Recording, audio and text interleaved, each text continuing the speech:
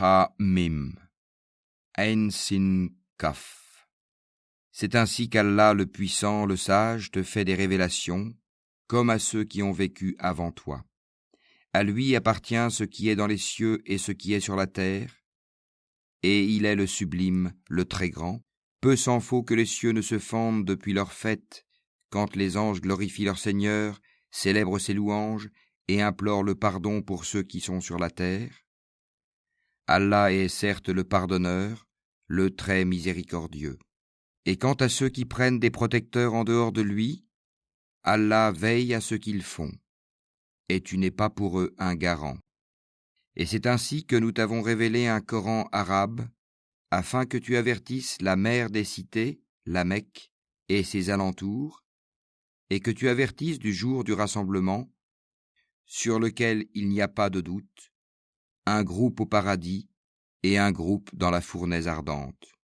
Et si Allah avait voulu, il en aurait fait une seule communauté. Mais il fait entrer qui il veut dans sa miséricorde, et les injustes n'auront ni maître ni secoureur. Ont-ils pris des maîtres en dehors de lui ? C'est Allah qui est le seul maître, et c'est lui qui redonne la vie aux morts, et c'est lui qui est omnipotent. Sur toutes vos divergences, le jugement appartient à Allah. Tel est Allah, mon Seigneur, en lui je place ma confiance, et c'est à lui que je retourne repentant. Créateur des cieux et de la terre, il vous a donné des épouses issues de vous-même, et des bestiaux par couple. Par ce moyen, il vous multiplie.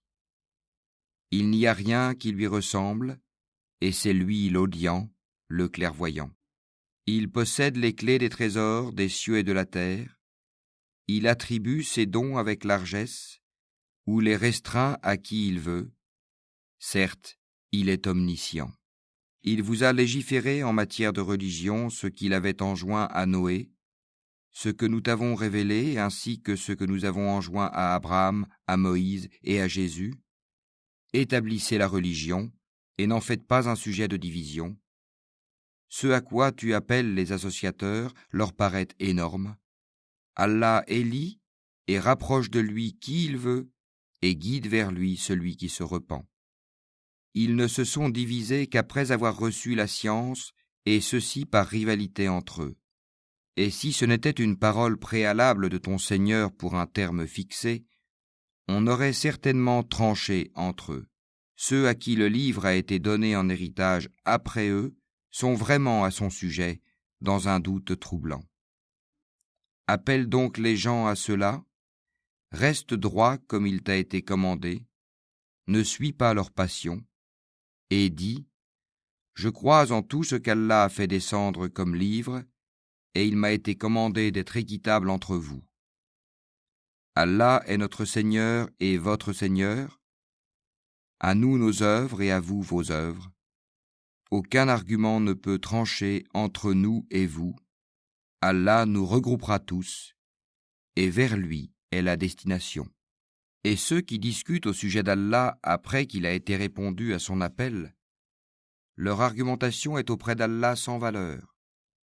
Une colère tombera sur eux, et ils auront un dur châtiment. C'est Allah qui a fait descendre le livre en toute vérité, ainsi que la balance. Et qu'en sais-tu ?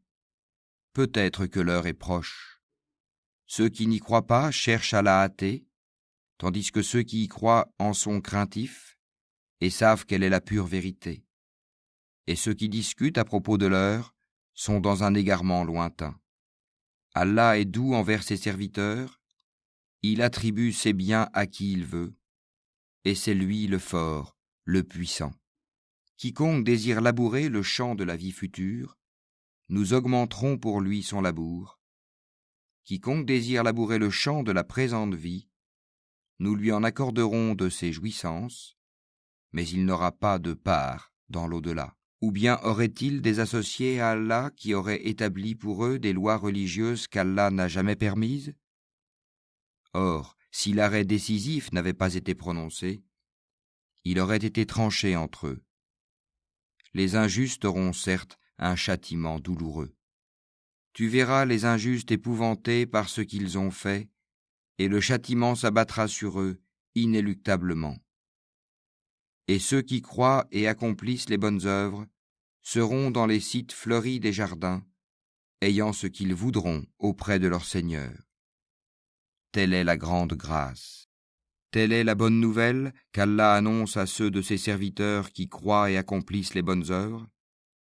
Dis, je ne vous en demande aucun salaire si ce n'est l'affection eu égard à nos liens de parenté, et quiconque accomplit une bonne action, nous répondons par une récompense plus belle encore.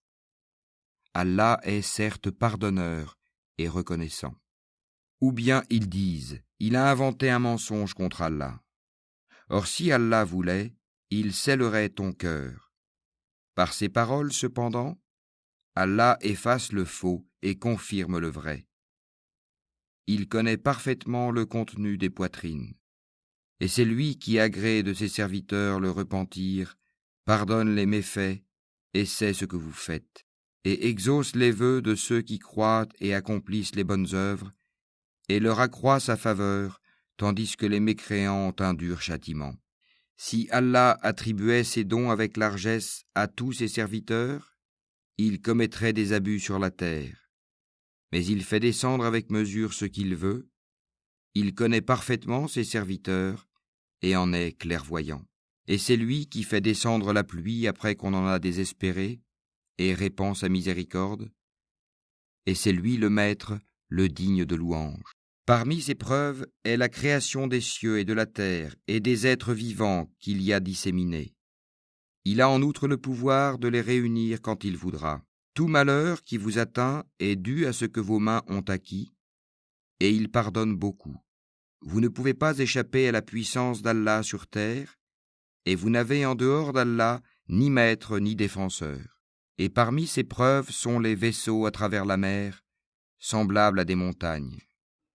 S'il veut, il calme le vent, et les voilà qui restent immobiles à sa surface. Ce sont certainement là des preuves pour tout homme, endurant et reconnaissant. Ou bien il les détruit en punition de ce qu'ils ont acquis comme péché. Cependant, il pardonne beaucoup. Ceux qui disputent à propos de nos preuves savent bien qu'ils n'ont pas d'échappatoire. Tout ce qui vous a été donné comme bien n'est que jouissance de la vie présente. Mais ce qui est auprès d'Allah est meilleur et plus durable pour ceux qui ont cru et qui placent leur confiance en leur Seigneur, qui évitent de commettre les péchés les plus graves ainsi que les turpitudes, et qui pardonnent après s'être mis en colère, qui répondent à l'appel de leur Seigneur, accomplissent la salate, se consultent entre eux à propos de leurs affaires, dépensent ce que nous leur attribuons, et qui, atteints par l'injustice, ripostent. La sanction d'une mauvaise action est une mauvaise action, une peine identique. Mais quiconque pardonne et réforme, son salaire incombe à Allah. Il n'aime point les injustes.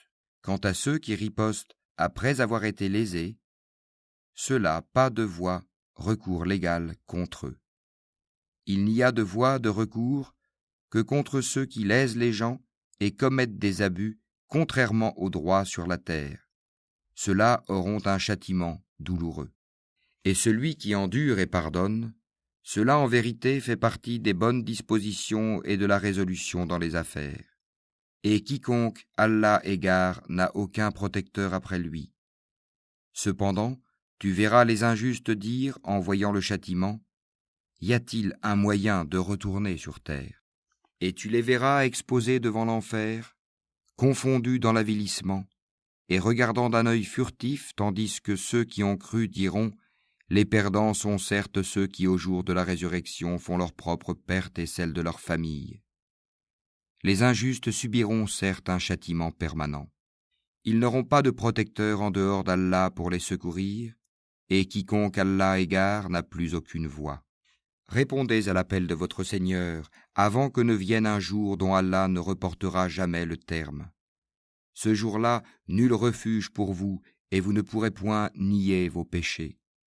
S'ils se détournent, nous ne t'avons pas envoyé pour assurer leur sauvegarde, tu n'es chargé que de transmettre le message, et lorsque nous faisons goûter à l'homme une miséricorde venant de nous, il en exulte.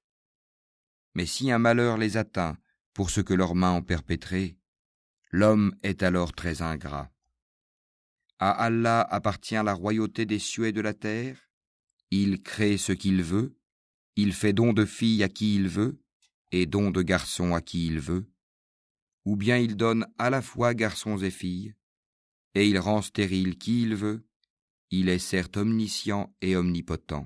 Il n'a pas été donné à un mortel qu'Allah lui parle autrement que par révélation, ou de derrière un voile, ou qu'il lui envoie un messager, ange, qui révèle par sa permission ce qu'Allah veut.